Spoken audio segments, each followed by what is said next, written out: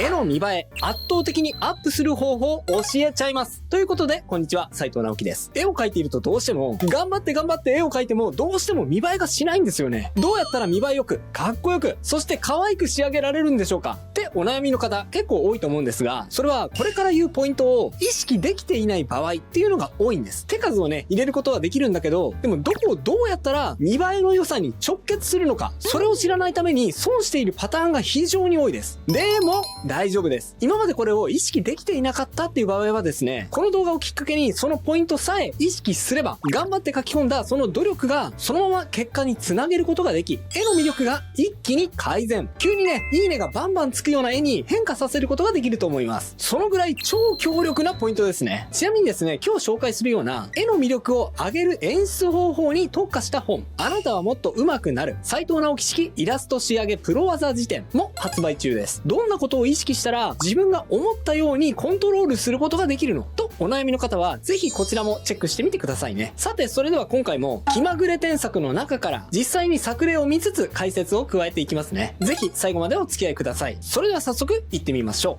う。一番表現したい部分にライトを当てよう。まず最初にお伝えするテクニックは、一番表現したい部分にライトを当てるです。こちらのイラストを見てください。とてもね、ふんわりとした魅力的なタッチで描かれていて、雰囲気の良いイラストだと思います。ただこちらのイラスト、作者のコメントを見るとですね、風がそよいでいるような、流れるような紙を表現したいっていうことでした。なので僕は、このように添削をさせていただきました。はい、どうも。いかがでしょうか？人物を少し左側に寄せつつ、髪の毛に注目がいくように、髪の流れている方に強いライトを当てました。それと同時に背景にも青い色をつけて、髪の毛のシルエットがより見えやすい工夫をしています。添削前のイラストが顔の正面に注目が集まっていたのに対して、添削後は比較的髪の流れの方に注目が集まりやすいように工夫されているのがお分かりいただけると思います。はい。もちろんですね、イラストはバランスが大事です。添削のね、結果が分かりやすいように、僕はね、分かりやすくあえてライティングをね、強めに変えましたが、もうちょっとね、顔の方にも視線を残したいという場合には、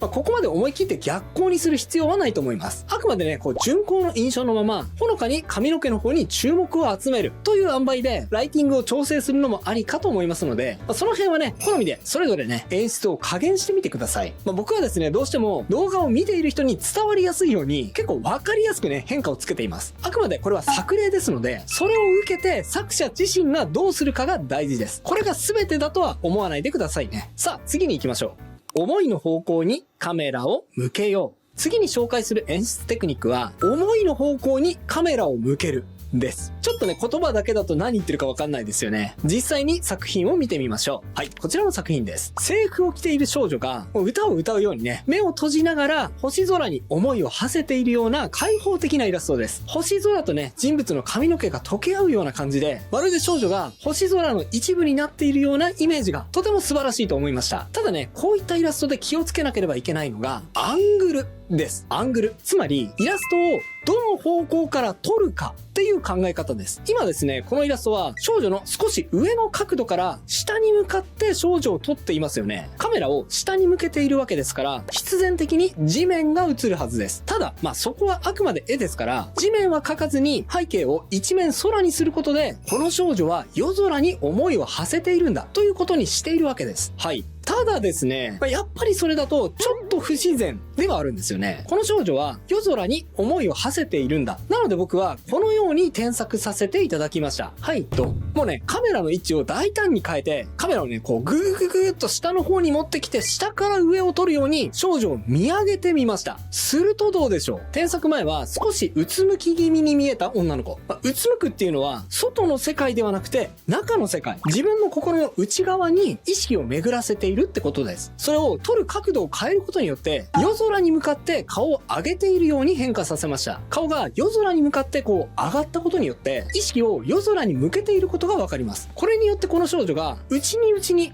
意識を巡らせているわけではなく、開放的な気持ちになって意識を星空に向かって解き放っていることが強調できたことがお分かりいただけると思います。そうなんです。ポーズをね、大胆に変えなくてもアングルを変えるだけでキャラクターの心情、開放的な気持ちなのか、それとも内向きな気持ちなのか、この表現を切り替えることができます。元のままでもね、狙い通りであればそれでいいんですが、たまに作者の意図図と反して逆の演出をしてしまっていることが結構あるので、そこはね、注意が必要だと思います。さっきも言ったようにね、代表例として、キャラクターの気持ちが内に向かっている時には、上からの俯瞰アングル、そして外に向かっている時には、下から上に煽りのアングルが表現しやすいです。もちろんね、逆のアングルでも表現できないことはないです。でもね、その場合にはちょっと工夫が必要です。例えば、アングルは上からの俯瞰アングルなんだけど、キャラクターの目を開けて、で、上を見上げているような目線をカメラに向けつつ、で、手を伸ばすとかですかね。そうすることによって、この少女は何か強烈に欲しいものがあるんだけど、でも手が届かない場所にあって、それに向かって今必死に手を伸ばしているんだっていう俯瞰構図でありながら、外に向かって意識を向けているような、そういう演出も想像できます。はい。今のようにね、逆のパターンを想像しても面白いですね。意識の方向にカメラを向ける。考えてみてください。はい。次に行きましょうか。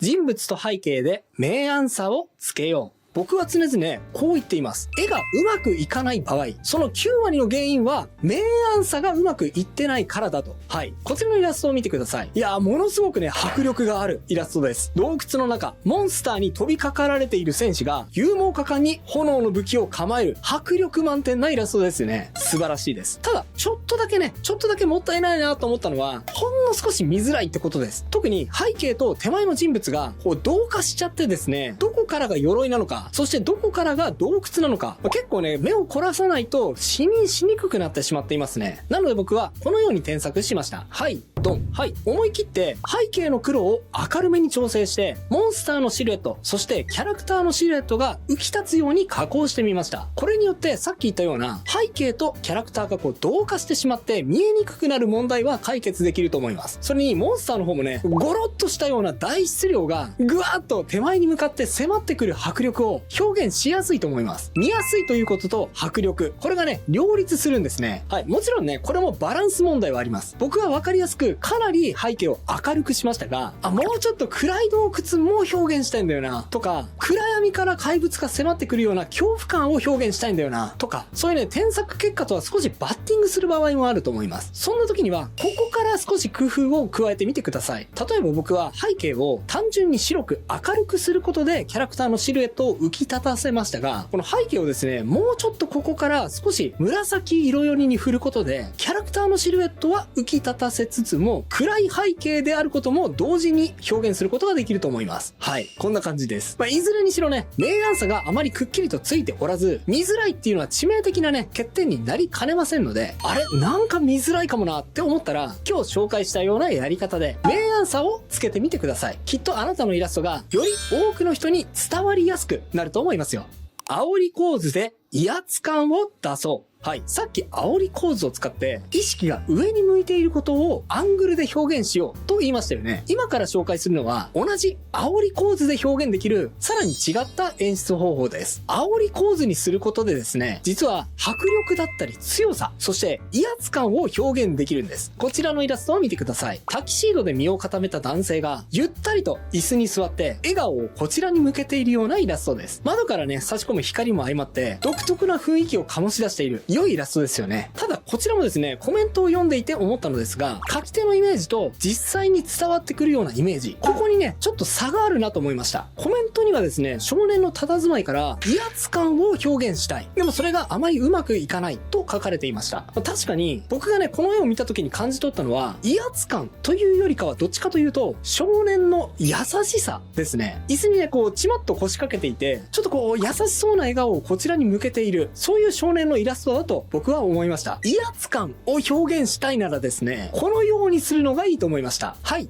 どうでしょう。さっきとは打って変わって、こちらをこう値踏みしてくるような視線、そして笑顔に背筋がこうゾワッとしませんでしたか？そういう威圧感を増すように変化させてみました。これですね、何をしたかというと、大きくはさっきも言ったように、煽り構図にした、下からのね、カメラアングルにしたってことです。さっきの夜空のイラストのように、ものすごく下から上を見上げるようなアングルに分かりやすくしたわけではありませんが、少しだけですね、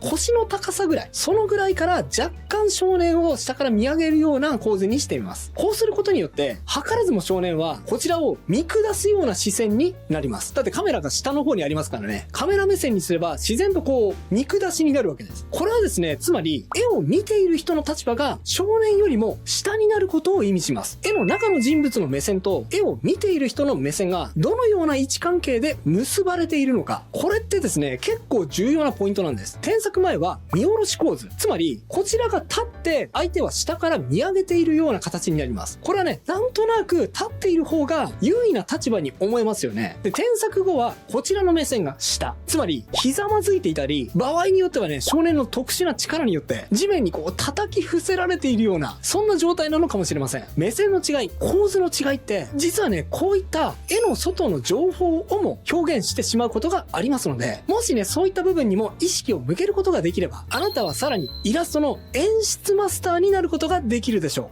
う。主線のあるなしで優先度をコントロールしよう。はい。そして最後のポイント。最後のポイントは結構細かいポイントになるんですが、かなり大事な部分だと思います。っていうかですね、これを意識できている人、ほとんどいないと思うので、もしあなたがこれをマスターできれば、周囲と大きな差をつけることができると思います。はい。こちらのイラストを見てください。色合いがとても明るくて、元気なキャラクターを表現できていますよね。見ているだけで気持ちが明るくなる、素晴らしいイラストだと思います。ただですね、僕がちょっとだけ気になったのは、ちょっと画面がごちゃついているなってことです。キャラクターは確かに魅力的なんですが、それと同じぐらいいろんな情報が前に飛び出してきちゃっていて、一体どれを見ればいいのか、一番見てほしい部分はどこなのか、目が迷うような感じがありました。なので僕はこのように添削させていただきました。はいと、人物をイラストの中心に持ってきつつ、ポイントなのは背景の大きなハートマークとそれに付随するいろいろなパーツや文字の処理です。よーく見てください。何か気づきませんか？はい、気づいたあなた、さすが目が良いです。人物には主線がありますが、背景には主線がついていないことに気づきましたね。ハートマークの色自体も添削前よりも少し淡い色に変化したのがお分かりいただけると思います。まあですね、厳密に言えば添削前もハートマークには線が描かれていなかったんですが、ところどころキャラクターよりも濃い黒が使われていました。そのためこれがですね、線の役割をしてしまって、キャラクターよりも背景を前に押し出してしまう効果を発揮してしまっていました。だからね、背景がちょっとごちゃついて見えたっていうことがあります。それを僕はちょっと整理して、背景の絵柄には線を描かない、強い黒も使わないという描き方をして、キャラクターとは描き方を差別化して、背景の情報は奥に引っ込んでもらうという順位付けをしたわけです。こうすることによって、背景にたくさんのモチーフを描いたとしてもね、キャラクターと差別化することができ、情報がいっぱいあっても見やすい画面作りを実現できるようになるってわけです。もしね、背景にもたくさんものを描きたい。でもなんかごちゃごちゃしてしまって、絵が見づらくなってしまうっていうことに悩んだら、キャラクターには主線を描く、背景には主線を描かないということを試してみてください。きっとそれだけで情報のごちゃつきを抑えることができて、より見やすいイラストにすることができるようになると思います。お知らせです。動画販売サイトビミオにて1ヶ月で絵が上手くなる動画、イラスト上達プログラムが販売中です。初心者でも絵の下書きから完成までサポートする内容、そして中級者のための少し突っ込んだ内容、上級者のお悩みに答える内容など、15本の取り下ろし動画をセットにしたサブスクではない動画買い切り型になっております。プロの翻訳家による正確な英語字幕もついていますよ。全巻セットでなんと4500円、1本からでも500円で購入可能ですが、全巻セットで購入すると、なんとスペシャル特典として大人気イラストレーター作者2さんとの線の描き方についての対談動画まで限定でついてきちゃいます。気になった方は概要欄に URL を載せておきましたので、そちらからぜひぜひチェックしてみてくださいね。それではまた次回の動画でお会いしましょう。